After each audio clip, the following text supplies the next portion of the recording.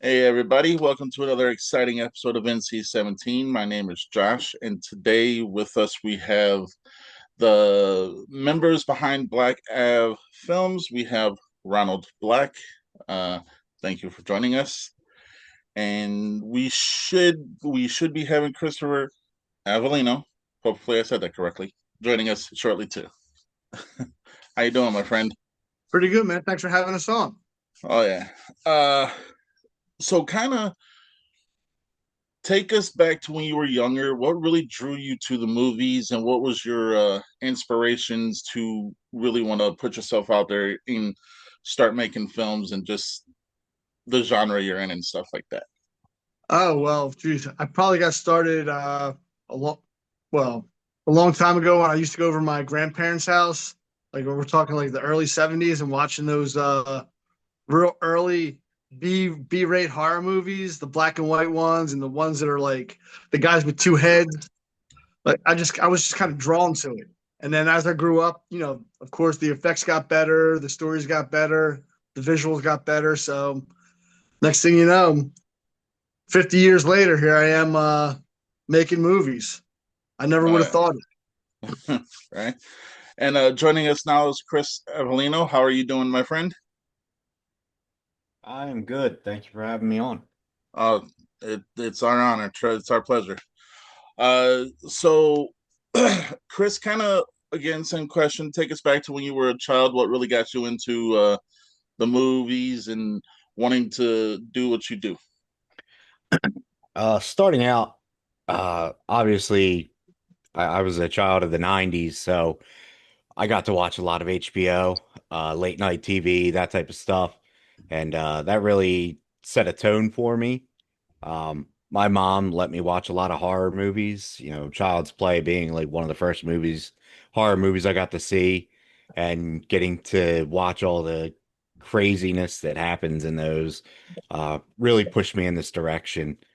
And I used to take my friends and go to the movie store all the time, and always try to pick up a horror movie as often as I possibly could, just to be able to watch whatever new and gory movie was out, and just to pick up on all that stuff. And I watch all sorts of movies. I mean, I'm not just horror, but it definitely it had a different effect on everybody else. So I always like to try and get people around that and let them see that with me.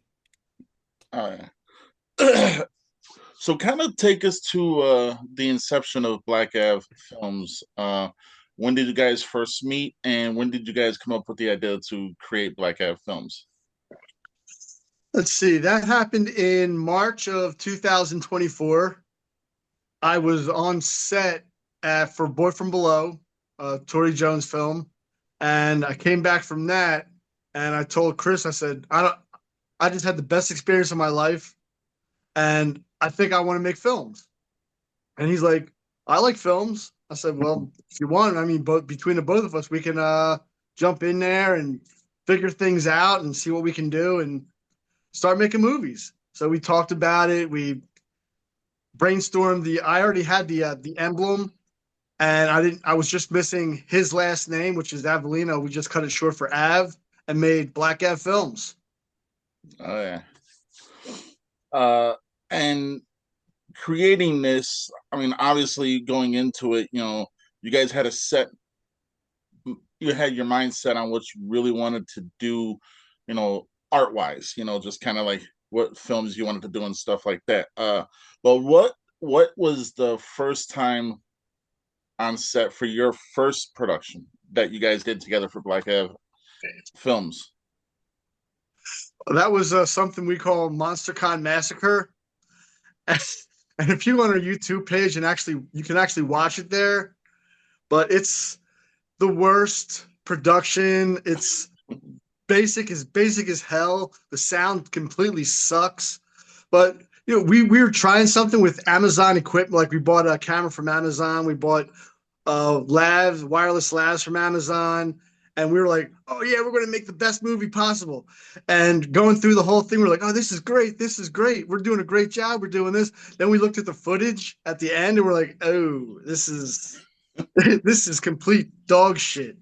But Chris being the master editor that he is, he actually put something together that was actually Eh, worth you can watch it, you'll laugh about it, but it's like it's got a good story to it. Oh yeah. it's not terrible, but it's not it's definitely nothing. It's middle school level filming. You know, we knew what we wanted. We just didn't know how to visually affect that, you know, for the viewers. And it takes some time to really figure that out. We're not film school guys. We never went to film school. You know, we picked up cameras that, you know, that weekend that he said, let's film a movie, and that's what we got out of it. So that's where we wound up. Little backstory for us.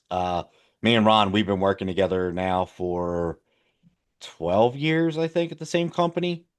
So our day job, you know, every day, 5 days a week, 40 hours a week, we're at the same company doing our day job, which is construction. So that's where we met, and then we obviously started going to horror conventions, all that type of stuff, and our both of our loves of horror just sort of developed into this thing, especially after he came on and said, "Hey, you want to make this movie?" And we made some trash. So, and already having a pre-existing, friendship and kind of knowing that you guys would be able to work together well, how do you both tackle the projects you both have for each one? Do you have characters that you create specifically for people, or does everyone have to go through the audition process and everything like that?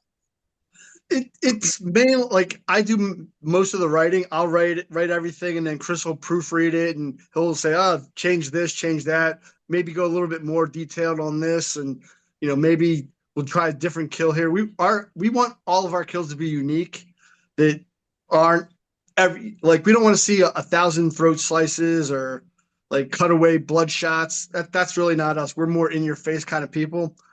But the way me and Chris work together, and like we have all day, pretty much every day to go over everything. So we kind of barnstorm like constantly about how we're going to do something. So we're not going on set blind.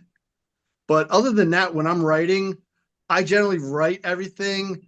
If I have an idea in my head who I want to use, I'll kind of write a story for them, and hopefully they read it and go, "Oh yeah, I want to work on this." But when we did Swine and Dine, I had no clue on who we were going to use, and it just started popping up. Like people just started going. I asked Mark Haynes. He's like, "Oh yeah, try this person," and we go down the list, and everyone would be like, "I'll try it. I'll try it. Sure, why not?" And but right now, we every time I write something. Sometimes I have an idea in my head who I want to get for it, and me and Chris will talk about it, and we'll see what happens because we know not everybody's available at all the time, and we don't know how much everybody's going to cost. But we kind of have a general idea on who we want to put in these parts, and sometimes I will write a specific role for somebody. Like when we just finished Fragmented Mind, I wrote that strictly for Samantha Morningstar, Oh and yeah. I let her read it. She fell in love with it, so that's why we used her. Oh yeah. So I do want to touch up on Swine and Dine because I was lucky enough to actually see it. Coming up with that story and then seeing it visualized, was you like was that what kind of feeling was that knowing that you wrote this and now you're seeing this literally come to life in a matter of the way that you guys wanted it to come to life? Well, I mean, go ahead, Chris. You can go first. Probably obviously it was pretty amazing for us because at that point we had only been doing this for 6 months. Like that was we went from MonsterCon Massacre, we filmed a couple episodes of Flicker, and then we jumped into Swine and Dine almost immediately without a lot of experience. So it was sort of shocking to see that we were able to step foot, create a set environment for us, build the set design, and get these special effects, actors that we wanted to come on and do what they needed to do, and actually have something good come out of it. I mean, it's not the best thing ever. You know, we don't lie to ourselves. We know what our faults are. We hate I personally hate watching it because I know every single fault that we did along the way, everything that we need to correct in the future. But I was definitely astonished. I remember driving home with my wife from set at 12, 1 o'clock in the morning, whatever time we got done the first day, and I was through the moon. I mean, the adrenaline was pumping the whole night. I was so shocked that we actually got what we wanted to done. The shots happened, the effects that we wanted to do, they actually worked, and it meant a lot to me, at that point that we're actually picking up everything we're putting ourselves in front of. We're watching things happen and we're picking it up and utilizing this information. And we're not just going to these other people's sets and learning from them. We're actually learning. We're not just faking it along the way. We're not there just to show that, we could be on other people's sets and all that. We're actually learning as much as we possibly can from other people. Oh yeah. Uh, I have to say, watching Swine and Dine, and didn't know what to expect. I mean, I saw the poster before, and I was like, this seems like something I'd watch. And then when I was watching it, I was like, this is exactly something I would watch. So, uh, practical effects, is that something you guys thrive on, or are you cool with also using, like green screen and stuff like that, and special effects and everything like that? I mean, because there seems to be an argument in the industry right now, CGI or practical. Where do you guys lie on that?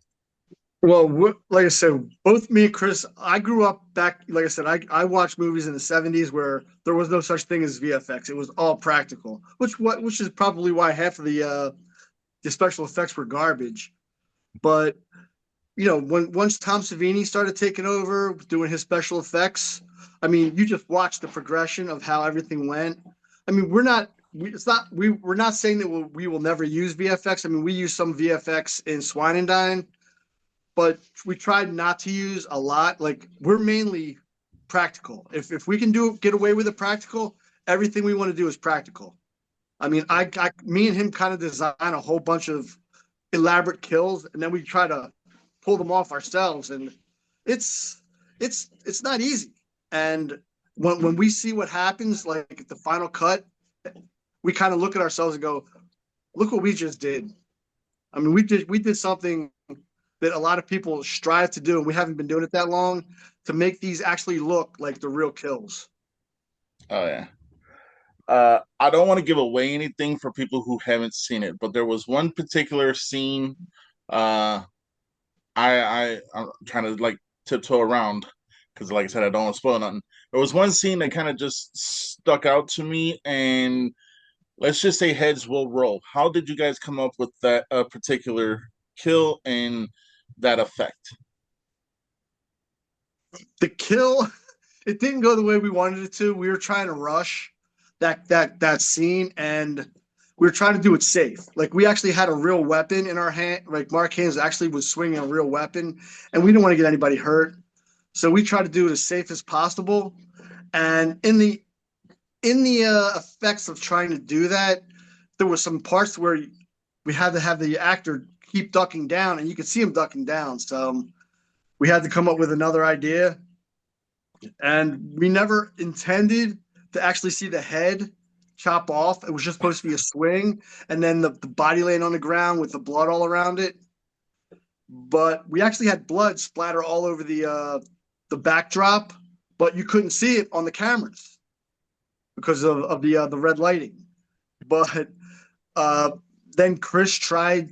He took his not he, which he didn't have any knowledge, but he was YouTubing how to do a visual effect for a head being cut off, and he took it to a pretty good spot, and then he tried to erase it by accident, and we couldn't get the same effect. So a friend of ours, kind of like he said, look, if you need any help with visuals, let me know. Uh, it's Nathan Dalton. And he's like, if you need any help, let me know. Maybe I could do something for you. So we sent it to him, and within a couple of days, he sent it back. He says, let me know what you think. And that you see what he did for us. Oh yeah. Uh, so let's talk about your cast a little bit. First and foremost, there's like a lot of different people out there who are really good. But I do want to talk about Kelsey for a moment. She seems to be right now one of the forefront actresses that people are looking for. What was it like getting her to be on your guys' movie, and what was it like kind of directing her and just seeing her bring this to life? Like getting her wasn't that bad. One of our producers, Kelly Marks, we actually worked with Kelsey on the movie Grind, Mm. and she was actually in New York with Kelly. Kelsey was with Kelly in New York when we made the phone call and says, "Look, we need to find somebody quick." And she's like, "What about Kelsey?" I'm like, "Well, yeah, I know she lives around Pittsburgh. I don't know if we're going to be able to get a hold of her." And she's like, "No, she's right here next to me. We're walking around the streets of Brooklyn." So I'm like, "Ask her." She's like, "Yeah, I just asked her. She said she's down with it." So just like that, we had Kelsey, and I know, like I said, we've worked with Kelsey before. At least I have. Oh my God, she's an amazing talent. She can pull off a lot of different roles. Oh yeah. She was pretty easy. There was a couple scenes that we had to shoot with her that she was um not used to doing. The pulling out in front of the car scene. She Oh yeah. did she's like, I am not an aggressive driver.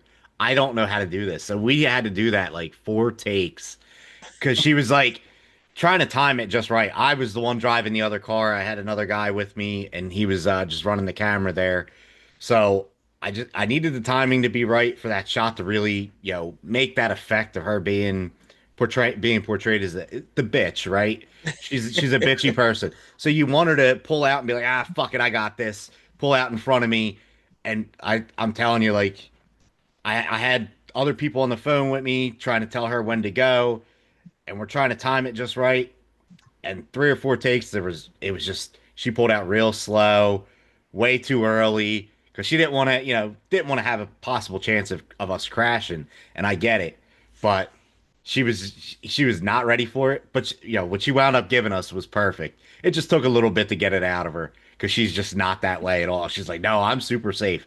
I don't do this. So that was a Oh little yeah. tough, but other than that, man, she was a rock star. Everything we asked of her, she had no problem with.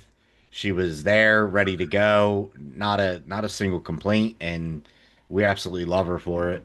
I mean, And she actually wore a nightgown on the table the second night. The whole day she was in a nightgown, and it was below 30 degrees outside, Dang. and we had no heat in the where we filmed it, so it was freezing in there, and she really gave us everything she had. yeah, Oh yeah. Uh, I do want to talk about Mark Haynes. All right. The dude, yeah, you don't want to meet him somewhere dark. Kind of explain, like, when he was cast as that character, was it like a clear cut? He knew the vision, he was going to bring it in. I mean, it kind of looked like he brought it 100%, but I mean, you guys be able to tell us more. I I don't even I met think. Mark at a New Jersey at Monster Mania well before Stream came out. I was in the stream like 2 years before it even came out. Mike Levy told me about it, and I was following it. And I was actually trying to get the cast signed, uh, posters and stuff like that before the movie even was released. And I saw Mark. I'm like, we're walking around the con, and I'm like, God, that looks like Player Four. And I asked my son, and he's like, a little bit, but he's got hair. Player Four didn't have any hair. So I walked up to him, I'm like, did you just finish a movie? He's like, kind of. I'm like, stream? And he's like, yeah. I said, you're Mark Haynes. He's like, yeah, I am. And he was blown away that I even know who he was. I actually had that movie right here. Yeah. So if you can see, I've got it tattooed all on my arm. Oh yeah. But like I Yeah. said, he's a great guy. We became really good friends, and I brought it to him. I'm like, we're doing a movie. Would you mind being the pig guy? And he's like, sure, no problem. And he's like, whatever he wanted to do, he's like, he was game for. We And gave I him six nipples. Yeah. We don't even really know what we want to see out of the character. Like we obviously know the prosthetics we wanted to put on him. We knew what he wanted we wanted him to wear. But outside of that, we pretty much let that develop naturally from the actor. We trust their process. We did a couple table reads with him, and we liked what he did there. And when we got to set, he sort of just winged it, and we have a pretty cut and dry script. Stick to this, but this is more or less just an outline. As long as we get from point A to point B, however you get it done, we're good with it.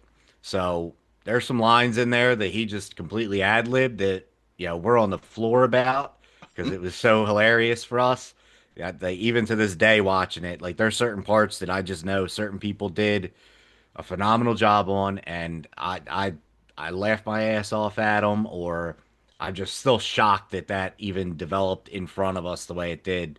And one of Mark is amazing at that. He's really good at just creating a character in his head and staying locked into that throughout and not really veering off too far and delivering exactly what we need him to deliver. He's perfect for it. Oh yeah. Uh, Last cast member I'd like to talk about on that one is Christina Santiago. Michelle Santiago. I'm so sorry. Yeah, it's been a long day. I am so sorry. No, you're good. You're good. I up to 7 a.m. doing these awards and doing other things. Trust me. Then I got to take care of my wife too. So yeah, it's been a long day. Sorry, I am so sorry. Let's talk about Michelle. Uh, I've seen her in some things, and but this was more along the lines of the first time I've seen her in a forefront. Uh, Getting her and like I think her I think the whole cast played well off of each other. But what was your guys' opinion when you saw the little piggy game? Hmm. I I wrote that whole scene, and it actually got better. Montavious Parker was one of the other producers. He was on set, and after the first toe got cut off, we revamped. We got the other toe ready, and all I heard Montavious say was, "What if somebody bit the other one off?" And next thing you know, Michelle jumps up and goes, "I'll do it." And I'm like, "Okay, I like the way this is going. Let's see what we got here." And like uh, I said, Michelle was the second day. Michelle she was oh my god, the performance she put off, because she's been pretty much more or less a background kind of actor, and I wanted to see what she could do, and we gave her a lot of lines, and she was a little nervous about doing that because she's never had that many lines, and she was having such a good time the second day that she was just started flowing all by herself. If something popped into her head, she just spit it out. along with the toe. Yeah. Yeah. Along with the toe and the blood. Oh yeah. Uh, I am notorious. You can, if you guys watched my videos, I am not a foot person. So when I saw that scene, first thing that popped in my head was like, okay, this is the part where I'm gonna go like this. But I was like, but I gotta be fair. So I was watching it and I was like, to me, that happened to be, and this is hats off to you guys because I sat there and watched the whole thing. Probably the grossest thing I've seen in the movie. But also one of the fondest memories because I remember that song when I was a kid, you know? And then all of a sudden I'm seeing it this way and I'm like, they're either really fucked up or they know what the fuck they're doing. Both. I was gonna say we're a little of both. Yeah. But it was, I liked it. It was phenomenal. And the other people who nominated it for the awards, they liked it too. I can tell you that much. So Like I said, we Thank you. just all we really want to do is make things that other people enjoy. Like I said, that's like a lot of people say, we're fans making movies for fans, and this is what we would want to see. So I'm like, why wouldn't anybody else want to see this? Oh yeah. exactly. Uh, so what does the future hold for Black Av Films, and what are some of your upcoming projects that you guys would like to talk about, but not spoil anything? Because Well, I mean, you guys are the creators, so I guess you can spoil if you want. But yeah, just anything you guys got going on, just feel free. I'll let Chris take a little of this because I'll never stop. He knows every day it's like, hey, I got an idea. Hey, I got an idea. Oh He's yeah, just it's he a just lot. shakes his head. He's like, oh Jesus Christ. He's like, we gotta just finish one at a time, man. One at a time. I'm like, but I got an idea for this, an idea for this. So I'll let him take the first part. Um, we oh man, we nonstop come up with ideas. Some of them are really out there, off the wall. Some of them are legitimately what we want to do. It's really hard for us to center ourselves and really concentrate on what we need to do sometimes. But obviously right now we just finished Fragmented Minds, so we need to work on that and then step into the next segments of that anthology that we're gonna do. So that's like the very next thing. Currently we have Swan and Dine on streaming, which is great. We do want to get that as a feature. I don't know exactly when. We're trying to make that one of the very next things we do after this anthology. Um, that's gonna really rely on money though. That's gonna be a much bigger production than what we did last time. Full feature, we're talking cast of 20, 30 plus people, something like that, all different locations. So we really need to be prepared with a really solid budget for that. So that means we're gonna have to do some campaign funding, crowdfunding type stuff. Other than that, we've got a couple dumb little ideas, skits, shorts that we want to really get done at a in a certain time frame. I don't want to. I'm not gonna let the bag out or the cat out of the bag on that just yet because yeah, we're gonna keep that tight to the chest for right now. We think it'll be fun. We like the concept. Everybody we brought it to that wants to be involved is super excited. They think it's gonna be hilarious. So, and we really love horror, but we also love comedy too. Um, so we really want to be able to make one of them really good horror comedies, not one that's like campy comedy. Just it's only funny because it's so bad. We really want to have some like comedy going on in there. Actual points where you're supposed to laugh, not laughing because it's so bad, but that's somewhere we really want to go into that direction. So we're trying to work that into one of our very next projects, on top of all the projects we have in our backlog here on my computer of editing that I need to get done. But outside of that, we also are slated to work with Alton Simpson for Vampires in New Jersey at some point. Not sure when. Uh, Diane Playton doing the documentary for the twins. Yeah, we're doing a documentary for the Playton twins at some point this year in 2026. For Delia with Love, that's going to be filming on in December, the end of December, I believe. Malachi next year in June. I think we're gonna be a part of a something called like that, or maybe I don't know. I say Yeah. something wrong, Ron. Nah, you're good. You're good. um, I don't really know what else we have on our agenda. Yeah. See, Chris is being a little bit. We've got if if anyone's seen our Flickr episodes, we've got 4 Flickr episodes out, but we've got 9 that have not been edited yet. This is how backlogged Chris is right now because we just keep rolling and rolling and rolling. We've got 9 episodes of Flickr. We've got 4 or 5 short promo videos that we just did off the cuff that are sitting there, and some of them are actually all of them are pretty funny. Yeah. So we're trying to expand our comedy. So that's that. And God knows, I mean, it's not even 2026 yet, and I've already got scripts written for next. I've got a short written for next year already for a friend of ours, Megan Hall. She wants to try and help us produce something, and it's going to be a comedy, horror comedy, kind of like Office style. We're going to do a Okay. kind of Office style. So that's something different for us. So we're just nonstop. and there's no stopping us. Chris will tell you, my mind moves 24 hours a day, 365 days a week. He'll get a phone call from me out of the blue going, "Hey, I got an idea. Let's do this."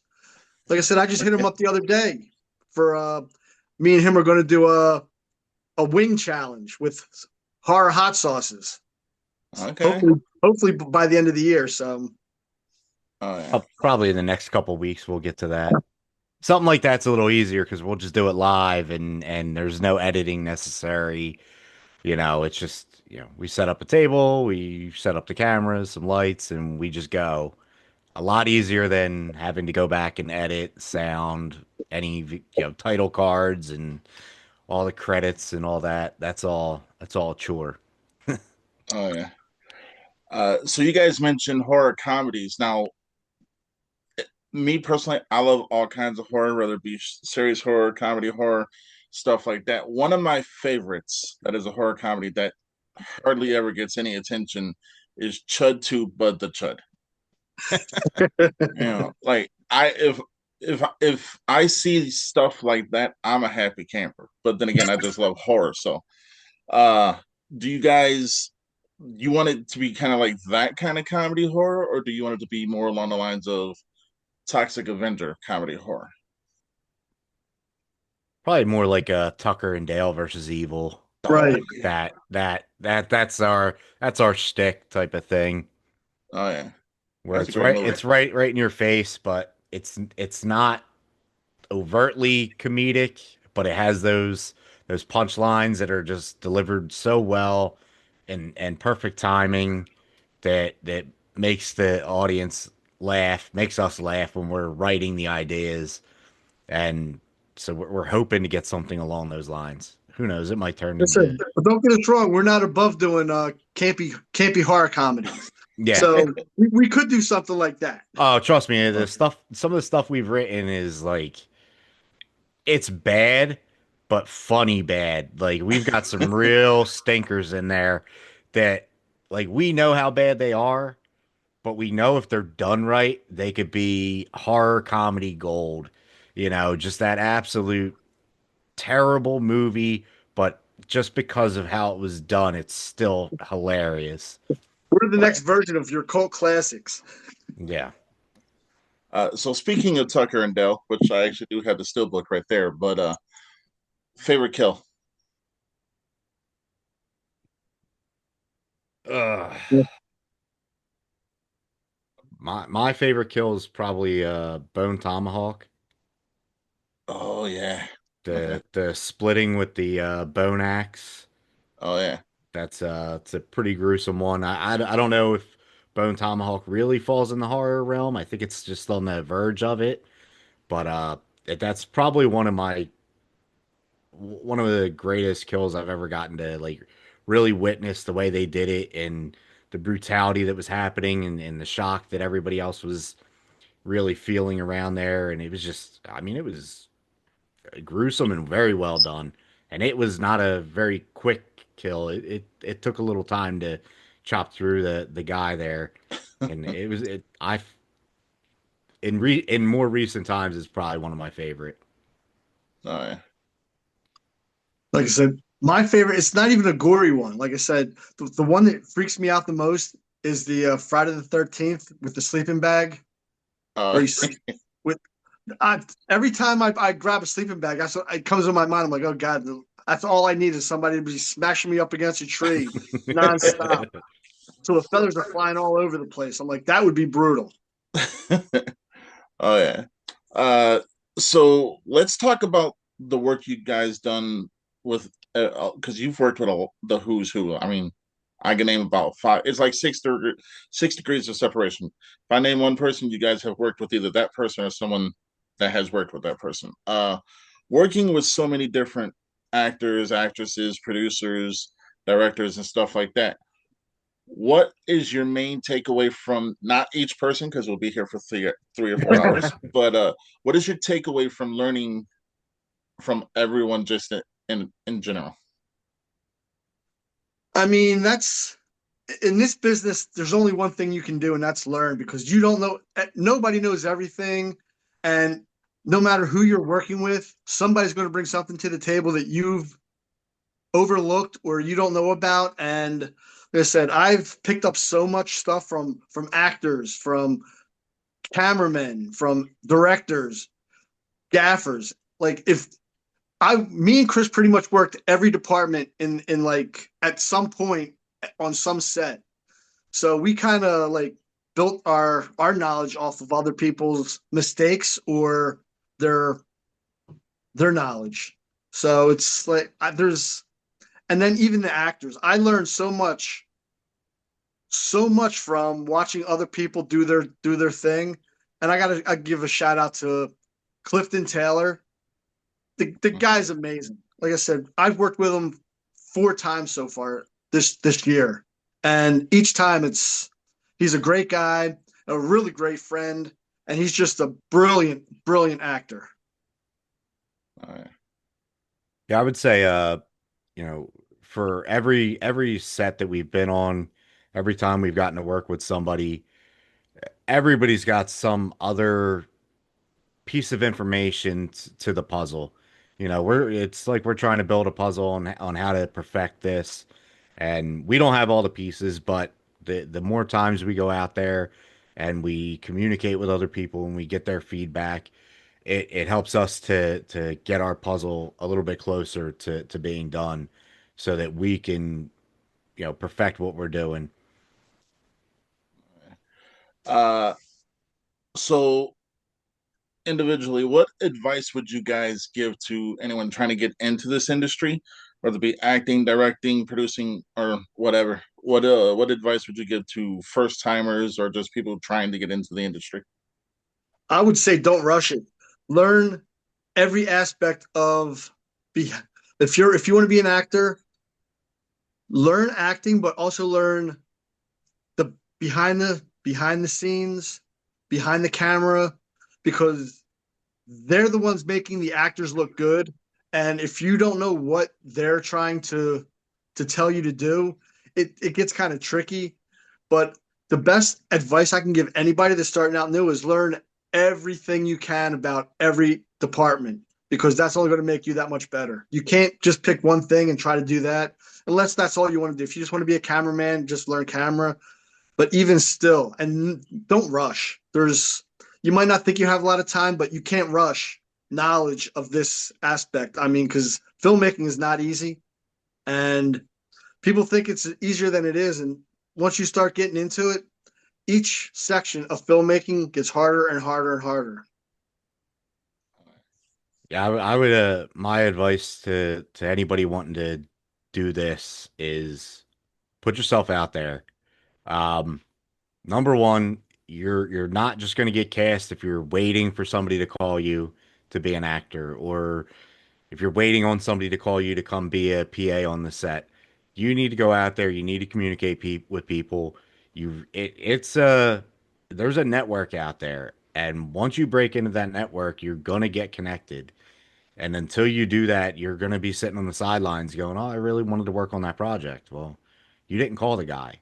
You didn't talk to the guy. You didn't message the guy, the person, the whoever it is, whoever's involved in that. You didn't push forward and really, try to get on there. Because I know for us, if somebody says, "Hey, I want to work on your set," we're an open book, man. We're ready to if we can fit you in and we can have you there and we've got the space for you, come on down. It's a party. We're trying to have a good time. We want anybody's got questions, anybody wants to throw opinions out there. You're not going to hear us complain too much unless we're about ready to roll. That's when we need you to be quiet and shut the hell up and sit down or whatever you need to do. Outside of that, we're pretty open. Everybody on set is able to be a part of it. We want everybody that's on set to be a part of it in one way or another. If you've got an opinion, if you got a thought, if you think something doesn't look right or you caught something maybe we missed things. Speak up. We're there because we are not perfect. We are still learning as we're going. So get yourself out there and be there. Just be there. It's the hardest part for people to do is get past that point of going, I want to do it, but what's the next step? Fucking do it. You got to do it. Oh yeah. Don't rush it, but you got to get out there. Oh yeah. Uh, that is sound advice because I know a lot of people out there still trying to get into this industry. I mean, I myself just got into it myself earlier this year. But the thing is the one thing that seems to be common is everyone's like just do it, you know. And I can tell you from what I've seen from what you guys have done, you guys are on the right track of making a really good name for yourselves. That's just my opinion, but I think at the end of the day, what you guys are doing is awesome, and I am here for it all day long. So, Oh, Awesome. thanks, Thank you. Josh. Appreciate that. okay. We are coming near the end of the show. I do want to give you both time to plug your socials where they can or cannot reach out to you. That's up to you. Uh, where they view Swine and Dine or anything else that your name's attached to, and just plug whatever you guys want to plug. Yeah, All Ron. right, good. All right. For YouTube, it's Blackout Films. Just go to Blackout Films; it'll pop right up. We've got our shorts. The only thing that's not on there right now is Swine and Dine because we can't put that on until all the film festivals are finished. But other than that, we've got Instagram and Facebook are both Blackout Films. We've got a website, blackoutfilms.com. Uh, you, I'm Ronald Black on Facebook and Ron Black, Ron underscore Black 1223 on Instagram. Yeah, go to Blackout Films on Instagram. You'll see both of our names on there. I'm the Av of Chris on Instagram, Chris Av on Facebook. Definitely give us a follow, give us likes, whatever you want to do. If you want to reach out and message us, we do have Swine and Dine on YouTube, but it's unlisted. So if somebody really wants to see it, shoot me a message. Maybe I can get you a special link to it to give it a watch. It is currently streaming on the Relay app, which is like Film Hub's own version of a streaming platform. So all the movies that go through Film Hub are now on the Relay app, and I think it's 1 week free. After that, it's $4.99 a month for that app. Yeah. Yeah, so that's where you could see that. Everything else, like Ron said, is on YouTube for you to see, and plenty of other clips on Instagram and Facebook as well. And so we don't mind people reaching out to us. If you want to be in one of our movies and you want to give it a shot, you want to be on set, reach out, ask, see what we say, see what's coming up. We're always looking for people. Yeah. We just, like I said, we'll go into something. We'll go to a horror convention, and within 20 minutes, we'll be filming some shit. So that's just what we do. Oh That's how yeah. we got started, and that's never going to stop. Oh yeah. I want to thank you both for coming on. You've been awesome guests. And I'm not gonna lie to you. I normally rate my movies 1 to 10, 10 being best, one being worst. I will give you my personal rating for Swine and Dine. Outside of the foot scene, it would have been a 10. I'm sorry, but so I give it a 9.5. But that although inventive, just not my cup of tea with the feet. I'm sorry. You're not the only one, Josh. We hear that all the time. Oh my God, not the feet. But no, it was an awesome movie. You guys did great, and thank you for letting me view it. Thank you for letting us put it in the awards, and thank you guys for coming on. Like I said, you've been awesome, and I tell everybody when you've been on NC-17, you have a home with us. So you guys are more than welcome to come on any other time. Awesome. Thank you. Appreciate it, man. Like I said, now you're part of Black Ave now, so Yeah. My family we, just we, keeps we roll growing. together, Josh. Oh Keep yeah. growing. Keep growing that network, man. That's Oh how we yeah. do it. Oh yeah. Most definitely. All right, everybody. Till next time. Stay NC-17. Peace out.